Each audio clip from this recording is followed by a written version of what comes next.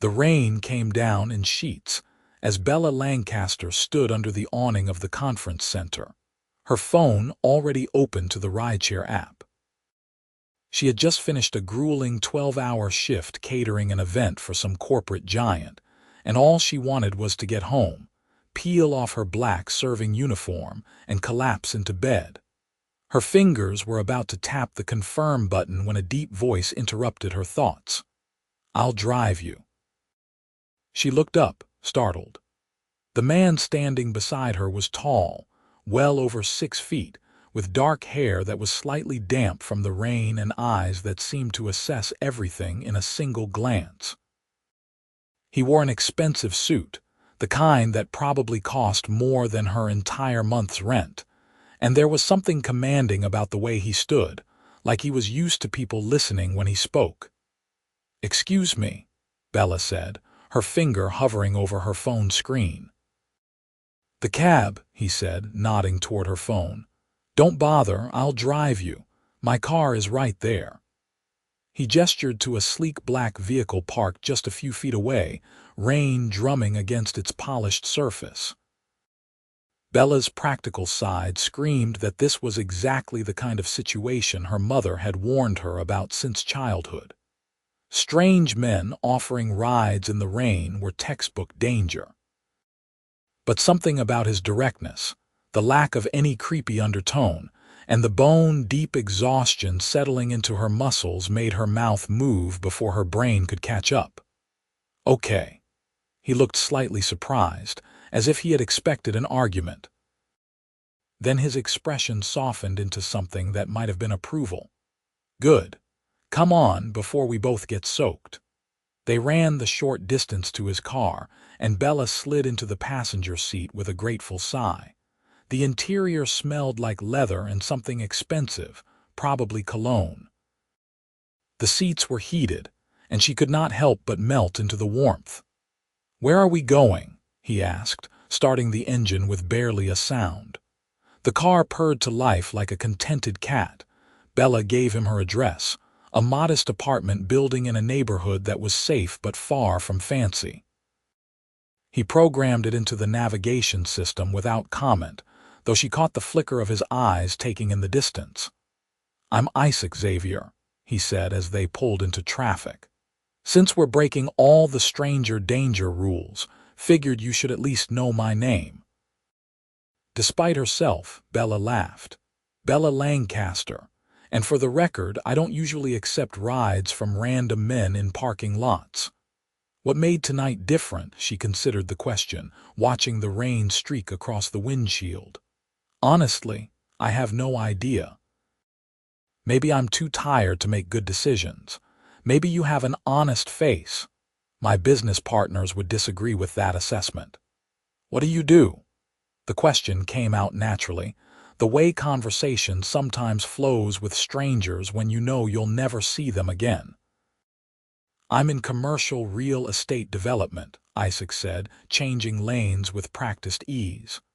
"Boring stuff, mostly. Buildings and deals and paperwork." "Doesn't sound boring, sounds profitable." He glanced at her, a hint of amusement in his eyes. "What about you?" "You were working the event tonight, catering," Bella confirmed. "I'm in grad school getting my master's in education. The catering pays better than teaching assistant work and the hours are more flexible. Mostly." "Education," he repeated. "What do you want to teach? High school English?" "I know. Everyone says I'm crazy, but I actually like teenagers. They're honest in a way adults forget how to be." They talked easily during the drive, the conversation flowing from topic to topic without the usual awkwardness of small talk. Isaac asked questions that suggested he was actually listening to her answers, not just waiting for his turn to speak. Bella found herself relaxing despite the strangeness of the situation. When they pulled up in front of her building 30 minutes later, she felt oddly reluctant to leave. The rain had slowed to a drizzle, and the streetlights cast everything in a warm, hazy glow. "Thank you," Bella said, gathering her bag. "This was really kind of you." Isaac reached into his jacket and pulled out a business card. "Take this." She looked at the card, noting the heavy cardstock and embossed lettering. Isaac Xavier, CEO, Xavier Development Group. Her eyes widened slightly. Xavier Development Group was massive, one of the biggest real estate companies in the state. She had seen their name on construction sites all over the city. "You're the CEO," she said, feeling suddenly foolish. Of course he was. The car, the suit, the easy confidence should have been obvious clues. "Guilty," he said. "Call me sometime if you want." "Why?" The question came out before she could stop it. He met her eyes, and there was something intense in his gaze that made her breath catch. "Because in 3 years of attending events like tonight, you're the first person who's made me want to have a real conversation. Because you said okay without thinking, and I want to know what else you might say yes to." Bella's heart was doing something complicated in her chest. "That's very direct. I don't believe in wasting time." She tucked the card into her bag, not trusting herself to make any promises. "Good night, Isaac." "Good night, Bella." She made it all the way to her apartment, through her door, and onto her couch before she pulled out the card again. The sensible thing would be to throw it away and chalk up the evening to a strange encounter. But Bella had always been curious, and there was something about Isaac Xavier that had gotten under her skin in the span of a single car ride. 3 days passed before she texted the number on the card. She spent those 3 days talking herself out of it, then back into it, then out of it again. Finally, on Wednesday evening, while she was supposed to be grading papers for her teaching assistant position, she sent a simple message. "This is Bella, from the rain." His response came within minutes. "I was beginning to think you'd lost the card. I was debating whether using it was a good idea." "What changed your mind?" She stared at her phone, considering honesty. "I'm not sure yet. Maybe I'm still tired and making bad decisions." "Have dinner with me, Friday night, then you can decide if it was bad or not." Bella bit her lip, her practical side warring with the part of her that wanted something unexpected. "Okay. You have a habit of saying that word. You have a habit of making offers that are hard to refuse." Friday arrived faster than Bella expected. She spent an embarrassing amount of time trying to figure out what to wear, finally settling on a simple black dress that her roommate Claire insisted made her look elegant without trying too hard. Isaac had told her to dress comfortably but nice, which was frustratingly vague. He picked her up at 7, driving a different car this time, something that looked sleek and expensive but less ostentatious than the first vehicle. He wore dark jeans and a button-down shirt with the sleeves rolled up, and Bella felt some of her nervousness ease. This felt more like a date and less like a business meeting. "You look beautiful," Isaac said, and the simple sincerity in his voice made her blush. "Thank you. You clean up pretty well yourself." He took her to a restaurant that was nice without being intimidating, the kind of place where the food was exceptional but the atmosphere was relaxed. They sat by the window, watching the city move past while they talked about everything and nothing. "Tell me something not many people know about you," Isaac said after they had ordered. Bella considered. "I'm terrified of birds, not like chickens or ducks, but pigeons, seagulls, anything that might dive bomb unexpectedly. I got attacked by a goose when I was 6 and I've never fully recovered." Isaac laughed, a real laugh that transformed his usually serious expression. "That's actually adorable. What about you? Secret fears?" His expression grew more thoughtful. "Failure. Not in business, I can handle that, but personal failure, letting down people who matter. Has that happened?" "Once. My dad built Xavier Development from nothing. He died 5 years ago, left everything to me. Sometimes I wonder if I'm running it the way he would have wanted, or if I'm just playing at being him." The vulnerability in his voice surprised her. From what I've read, Xavier development has grown significantly in the last 5 years. That sounds like success to me. You looked me up. Of course I did. I'm curious, not reckless. And what did you find? That you're 32, you took over the company at 27, you've doubled its revenue, and you donate a significant amount to educational programs. She paused. Also that you've been photographed at a lot of charity galas with a lot of beautiful women, but never the same one twice. Isaac set down his wine glass. Those were business obligations, appearances with partners' daughters or business associates. I haven't been in a serious relationship in over 3 years. Why not, honestly? Because most of the women I meet are interested in Isaac Xavier the billionaire, not Isaac the person. It gets old. Billionaire.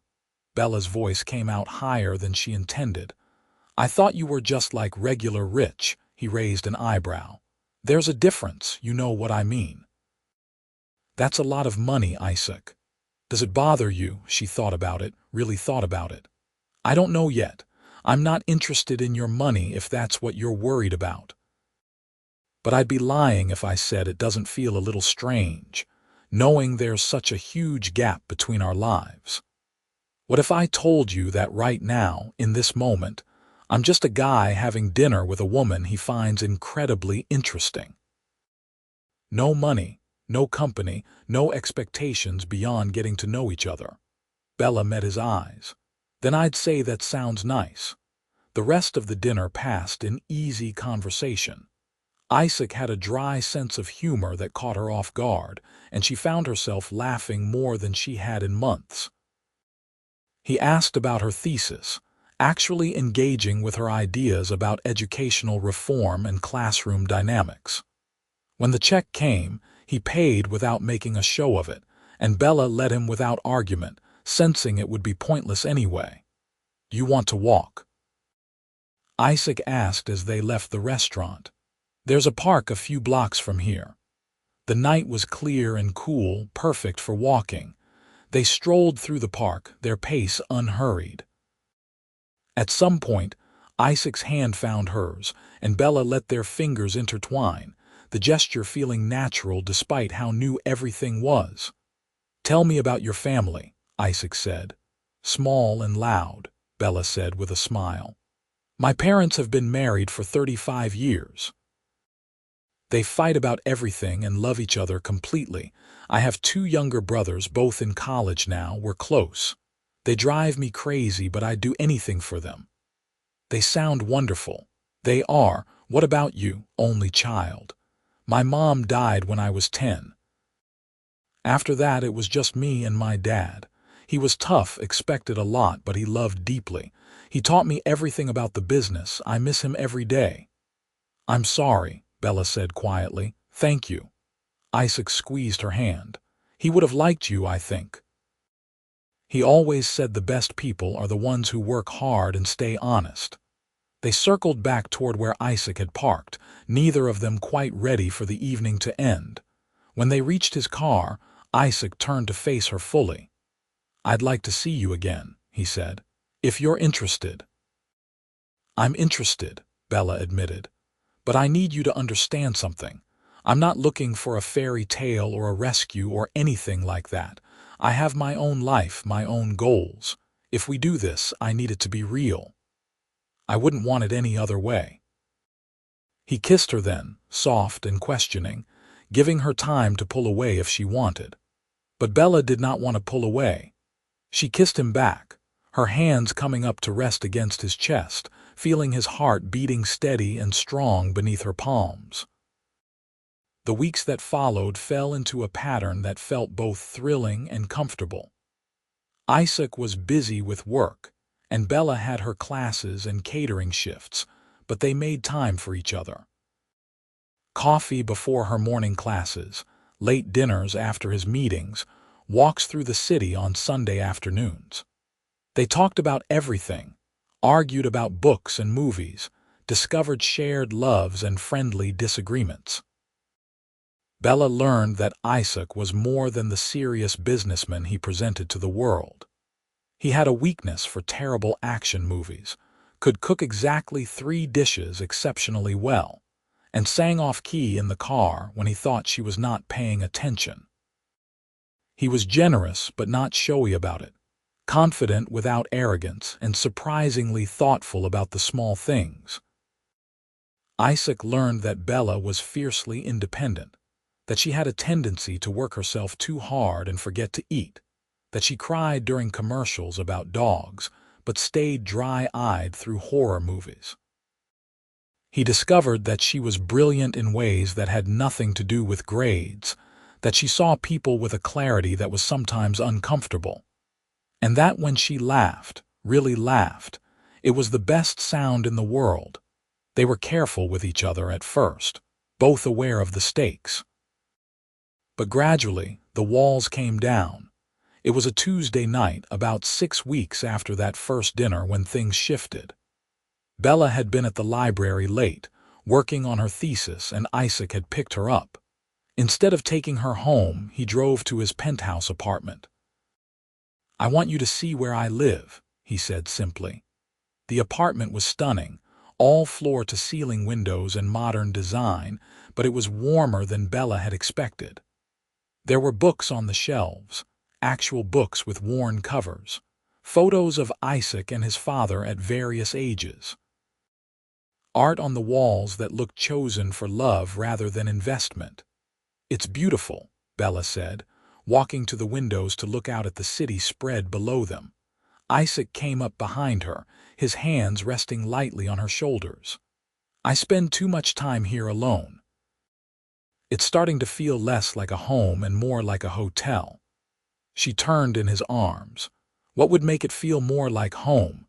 You being in it helps." They made dinner together in his huge kitchen, Bella laughing at Isaac's attempt to follow a recipe while simultaneously fielding work calls.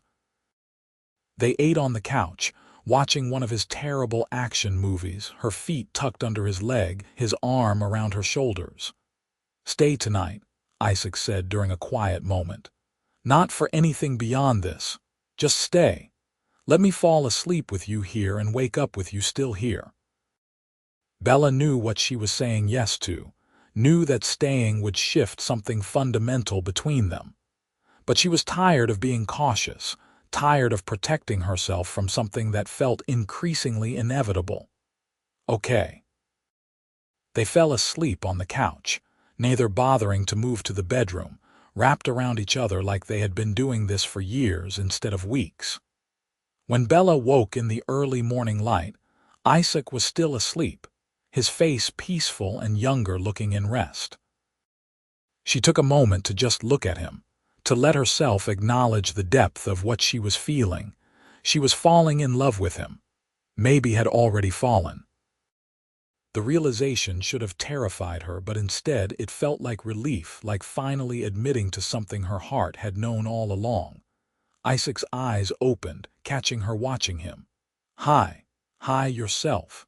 What were you thinking just now? You had this look on your face." Bella could have deflected, could have made a joke. Instead, she chose honesty. "I was thinking that this is getting serious, that you're becoming important to me." "Good," Isaac said, pulling her closer. "Because you've been important to me since you said okay in the rain without thinking." Their relationship deepened after that night. Bella met some of Isaac's business partners, sitting through dinners where she slowly realized just how powerful Isaac was in his industry. He was respected, sometimes feared, and always listened to. But with her, he was just Isaac, the man who brought her coffee on stressful mornings and listened to her vent about difficult students. Isaac met Bella's family on a Sunday afternoon that Bella had been dreading for days. Her parents lived 2 hours outside the city, in the house where she had grown up. Her brothers were home for the weekend, and Bella had warned Isaac extensively about what to expect. "They're going to interrogate you," she said during the drive. "My dad will probably try to intimidate you, and my brothers will definitely make inappropriate jokes." "Bella," Isaac said calmly, I negotiate multi-million-dollar deals with people who would sell their grandmother for profit. I think I can handle Sunday dinner with your family." He was right. Her father, a high school principal who was used to commanding respect, tried his usual stern routine, but Isaac met him measure for measure, answering questions directly and without arrogance.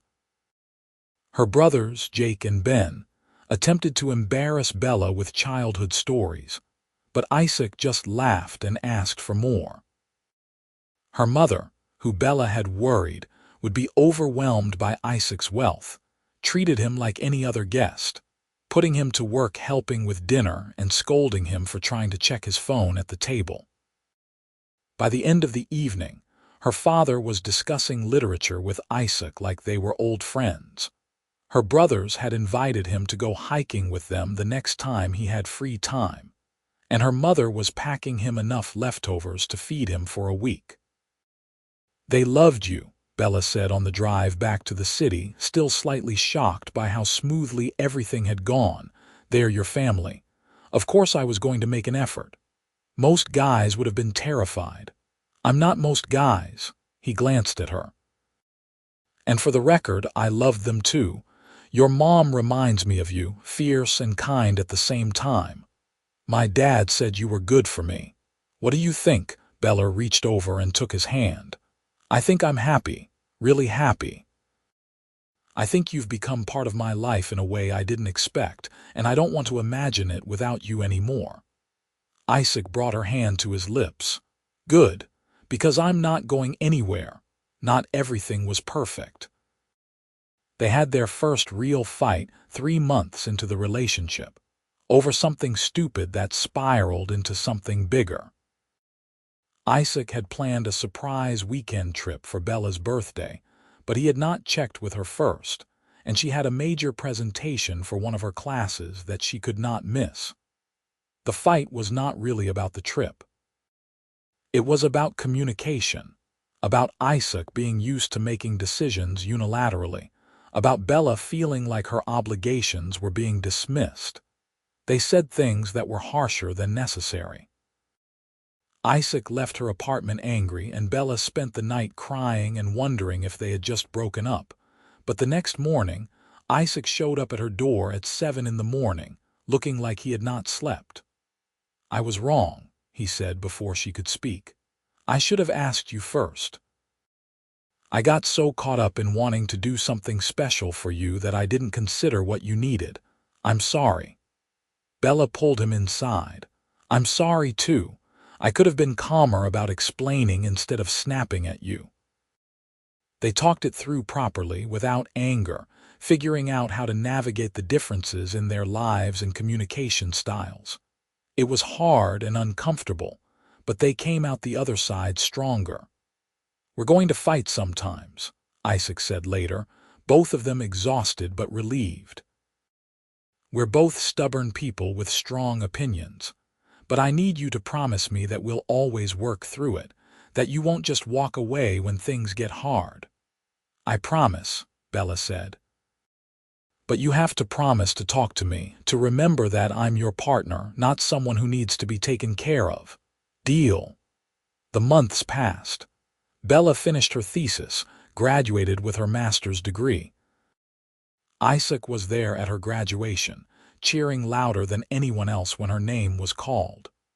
Her family was there too, and afterward they all went to dinner together, the two families mixing easily. Bella accepted a teaching position at a high school in the city, starting in the fall. Isaac celebrated with her, understanding how much this meant, how hard she had worked for it. "I'm proud of you," he said that night, both of them on his couch, her favorite place in his apartment. "You're going to be an amazing teacher." "I'm terrified," Bella admitted. "What if I'm terrible at it?" "Impossible. You care too much to be terrible at it." He kissed her forehead. "And I'll be here for every success and every hard day." Summer arrived, hot and humid. Bella's catering gigs slowed down since she did not need the money as urgently anymore, though she kept a few regular clients. Isaac's business was expanding into new markets, which meant longer hours and more stress, but he made it a point never to let work completely take over. They took a week in July and went to a beach town, renting a small house right on the water. It was the most relaxed Bella had ever seen Isaac, barefoot and sunburned, laughing as they attempted to cook seafood in the tiny kitchen. They spent days on the beach and evenings on the porch, talking about the future in abstract terms that were slowly becoming more concrete. "What do you want?" Isaac asked one night, stars spread out above them, the sound of waves in the background. "Long term, what does your life look like?" Bella thought about it. "I want to be a good teacher. I want to make a difference, even if it's just for a few students. I want a family someday. Kids, chaos, the whole thing. I want a partner who challenges me and supports me and makes me laugh." She paused. "What about you?" "I want to keep building what my dad started, but I want it to matter for more than just profit. I want to come home to someone at the end of the day, someone who sees me and not just the business. I want kids too, want to do it better than my dad did, be more present." He turned to look at her. "I want all of that with you, Bella," her breath caught. They had danced around this conversation before, but this was different. This was a declaration. "I want that too," she whispered. "Then let's do it. Not right now, I know you're starting your new job and I have the expansion. But let's build toward it, intentionally. Are you asking me to move in with you, eventually, when you're ready? I'm asking you to commit to this, to us, to the idea that we're building something permanent." Bella kissed him, tasting salt and sunscreen and promise. "Yes, I'm committing to this. To us." They spent the rest of the week talking through practical details, figuring out timelines and logistics. It should have felt too serious, too soon, but instead, it felt like building a foundation, like making sure they were on the same page about the things that mattered. When they got back to the city, things shifted into a new gear. They were not just dating anymore. They were partners, making decisions together, planning a shared future. Bella started her teaching job in September, and it was everything she had hoped for and more terrifying than she had imagined. The students were challenging, the workload was intense, and she came home exhausted most days. But she loved it. Isaac was there through all of it, listening to her talk through lesson plans, celebrating small victories, holding her when she cried over a student who was struggling, and she did not know how to help.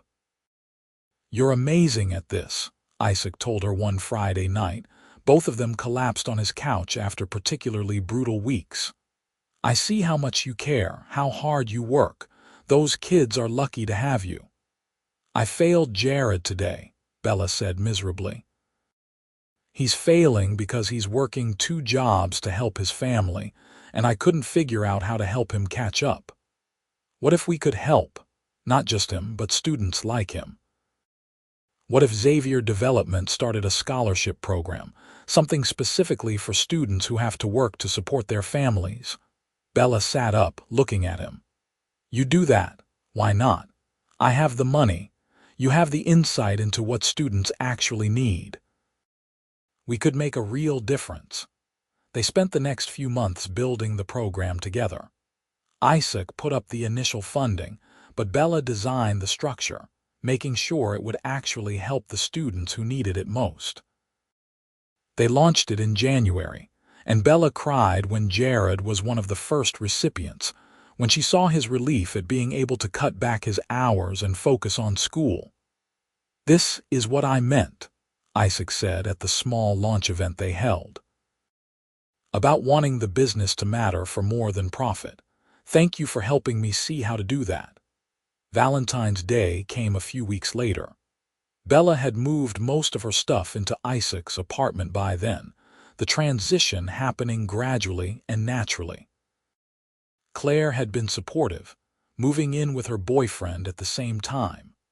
Isaac took Bella back to the restaurant where they had their first date, requested the same table by the window.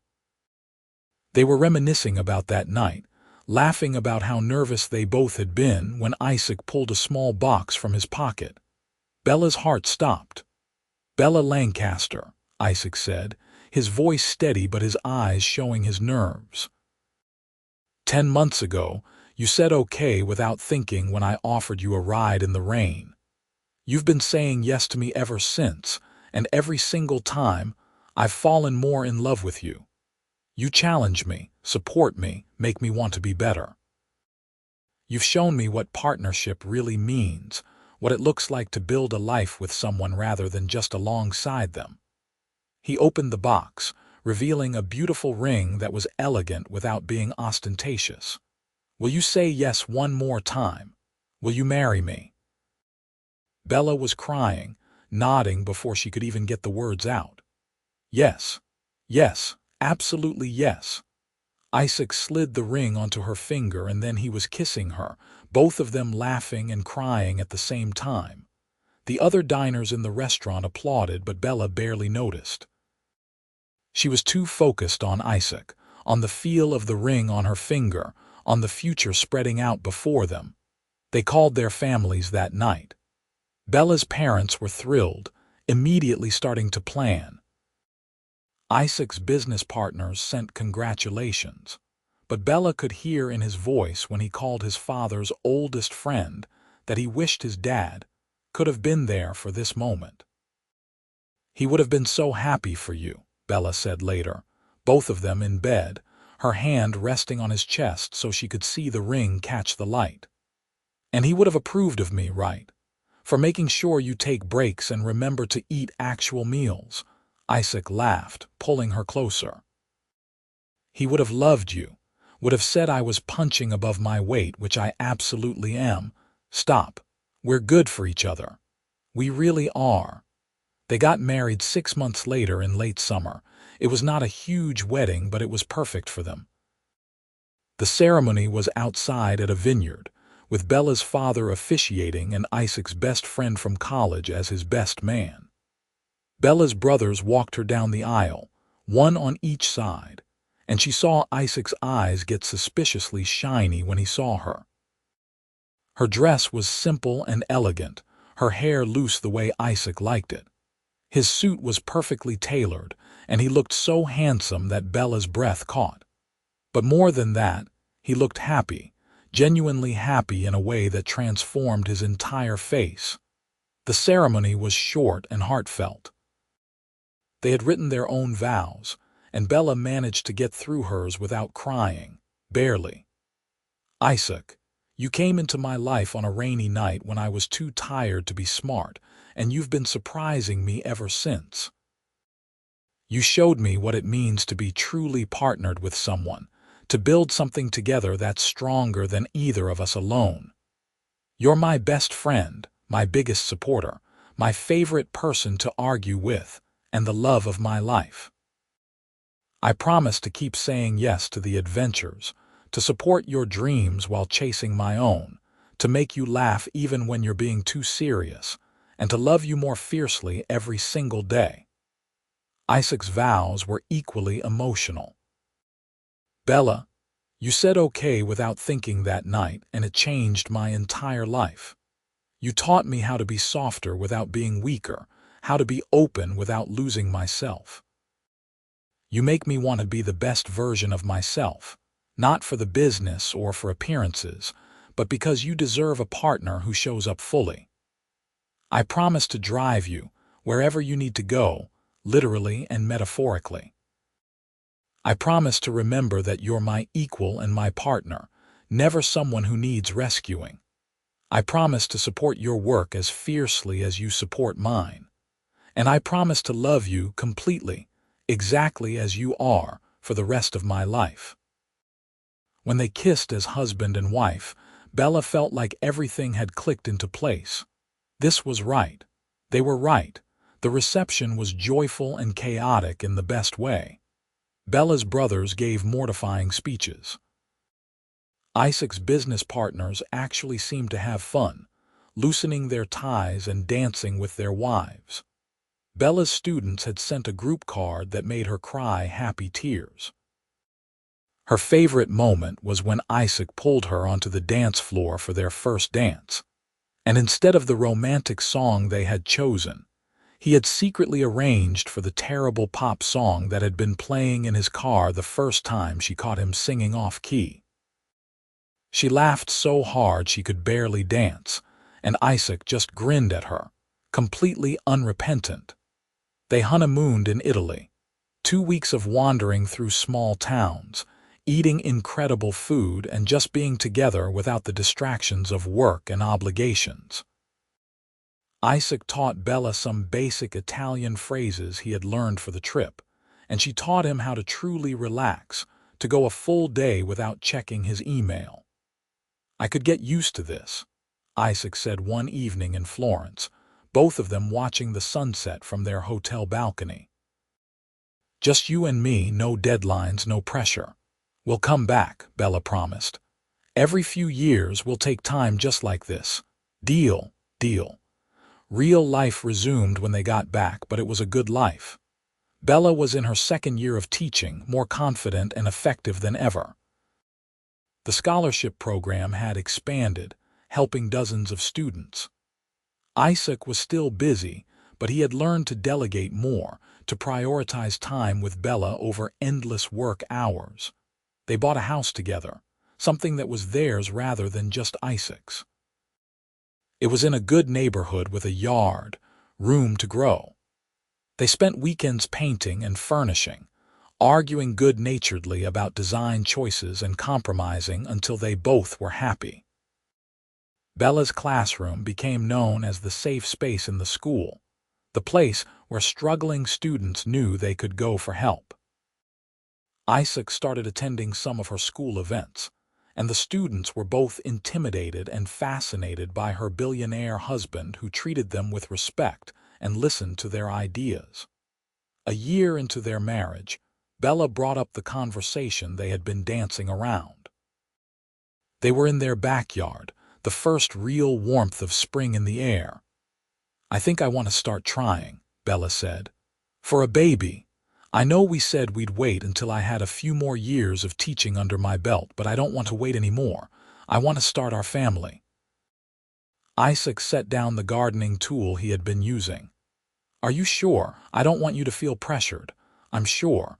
I love teaching and I'll keep teaching, but I want this too, with you." "Then let's do it." It took longer than they expected. Months passed, and Bella tried not to let the disappointment show every time the test came back negative. Isaac was patient and supportive, holding her through the hard moments, celebrating the small victories. Finally, on a cold morning in November, 2 years after their wedding, the test showed 2 lines. Bella stared at it for a full minute before she believed it, then ran to find Isaac. "We're pregnant," she said, shoving the test at him. "It's positive. We're actually pregnant." Isaac's face cycled through shock, disbelief, and pure joy in rapid succession. Then he was picking her up and spinning her around, both of them laughing and crying. The pregnancy was mostly smooth.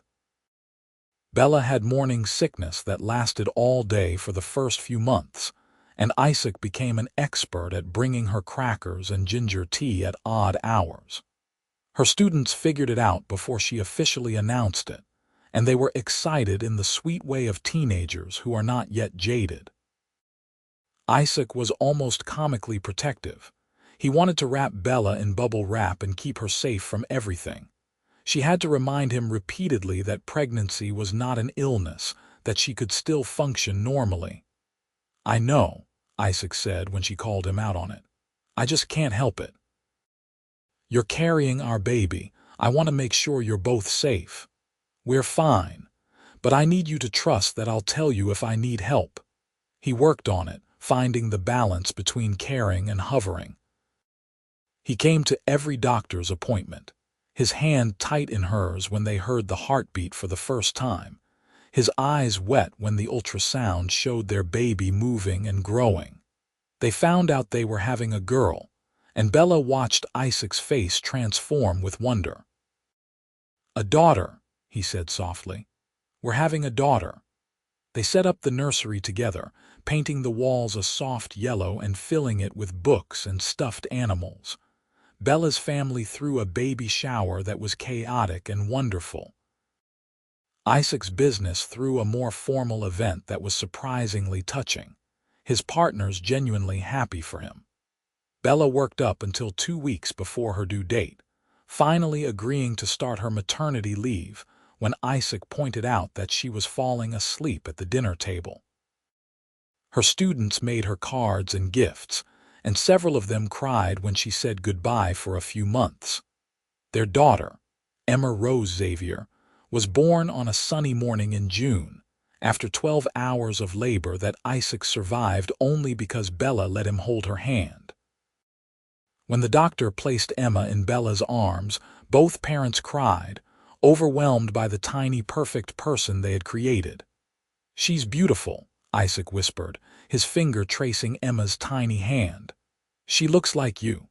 "She has your nose," Bella said, though it was hard to tell with a newborn. "And your stubborn chin." The first few months were exhausting and wonderful in equal measure. Emma was a good baby, but good was relative when you were functioning on 2 hours of sleep. Isaac and Bella figured out how to parent together, splitting the night shifts, learning Emma's different cries, celebrating small milestones like the first smile and the first time she slept for 4 hours straight. Isaac was an involved father in a way that surprised some of his business associates, but did not surprise Bella at all. He changed diapers, gave baths, walked the floor with Emma at 3 in the morning. He cut back his work hours even more, making it clear that his family came first. Bella went back to teaching when Emma was 4 months old, the transition harder than she expected. But they made it work, with a combination of daycare and Isaac adjusting his schedule. Some days were chaotic, both of them exhausted and running on fumes. But even the hard days were good because they were building this life together. Emma grew, and so did their family in other ways. Isaac's business continued to thrive, but he was more intentional about its direction now, making sure every project aligned with their values. The scholarship program expanded nationwide, helping hundreds of students. Bella became department chair at her school, mentoring new teachers and implementing programs she had been dreaming about for years. They went back to Italy for their 5th anniversary, Emma staying with Bella's parents for the week. It felt strange to be without her, but also good to reconnect as a couple, to remember that they were Isaac and Bella before they were mom and dad. "You ever regret it?" Bella asked one night over dinner. "The way your life changed when I said okay that night." Isaac reached across the table and took her hand. "Not for 1 second. Best decision I ever made offering you that ride. Best decision you ever made accepting it." "I love you," Bella said. "More now than even on our wedding day, which I did not think was possible." "I love you too. More than I have words for." They talked about having another baby, decided to wait until Emma was a little older. There was no rush. They had time and they had each other. When Emma was 2, they started trying for another baby. This time, it happened faster, and Bella found out she was pregnant with their son, Benjamin Isaac Xavier, on Emma's 2nd birthday. The timing felt perfect, like their family was expanding exactly as it should. Ben was born the following spring, a calm baby who seemed content to observe the world. Emma was initially suspicious of the tiny person taking attention, but she warmed up quickly, insisting on helping with everything. Their house was loud and messy and full of love. Isaac's serious business persona felt very far away when he was on the floor playing with blocks or reading the same picture book for the 10th time. Bella balanced teaching and motherhood with a grace she did not always feel, but somehow managed. The years unfolded with the beautiful chaos of family life. Emma started school, bringing home artwork and stories. Ben took his first steps, then his first words. Holidays were big affairs with both sides of the family, the house overflowing with people and noise and joy. There were hard moments too, sick kids and work stress and the occasional fight between Isaac and Bella about logistics or parenting decisions. But they always worked through it, committed to the promise they had made to each other years ago. Isaac's father would have been proud, Bella thought often. Proud of the man Isaac had become, of the family he had built, of the way he had taken what he inherited and made it something meaningful. On a rainy evening, almost 10 years after that first night, Isaac came home from work to find Bella in the kitchen, making dinner while Emma did homework at the table and Ben played with trucks on the floor. He stood in the doorway for a moment, just watching, his heart full to bursting. Bella looked up and caught him staring. "What?"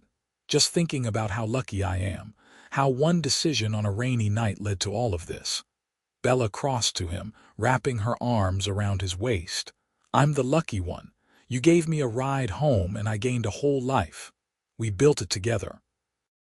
"We did," she agreed, kissing him softly. "And I'd do it all again exactly the same way." Emma made a gagging sound from the table. "Gross, you guys, we're trying to eat." "Yeah, gross," Ben echoed, not really understanding but wanting to join in. Isaac and Bella laughed, pulling apart but staying close. This was their life, chaotic and imperfect and absolutely perfect. It had started with Bella saying okay without thinking, and it had led to everything she had ever wanted and things she had not even known to dream about. That night, after the kids were in bed, Isaac and Bella sat on their back porch, watching the rain fall in their yard. It reminded them both of that first night, though neither of them said it out loud. "Thank you," Bella said quietly, "for offering that ride. For seeing something in me worth pursuing. Thank you for saying yes, for taking a chance on a stranger in the rain." They sat in comfortable silence, hands linked, listening to the rain and thinking about the long, winding road that had brought them here. There would be more adventures ahead, more challenges to face, more memories to build. But they would do it together, the way they had been doing since that rainy night when everything changed. Isaac had offered to drive her, and Bella had said okay without thinking. It turned out to be the best non-thought she had ever had, the beginning of a love story that was real and lasting and more beautiful than any fairy tale. They had built a life based on partnership and respect and deep, abiding love. They had faced challenges and celebrated victories, always together, always choosing each other. And as the rain fell around them and their children slept safely inside, Isaac and Bella knew that this was what happiness looked like. Not perfect, but real. Not easy, but worth it. A life built on one simple word, said without hesitation on a rainy night long ago. Okay.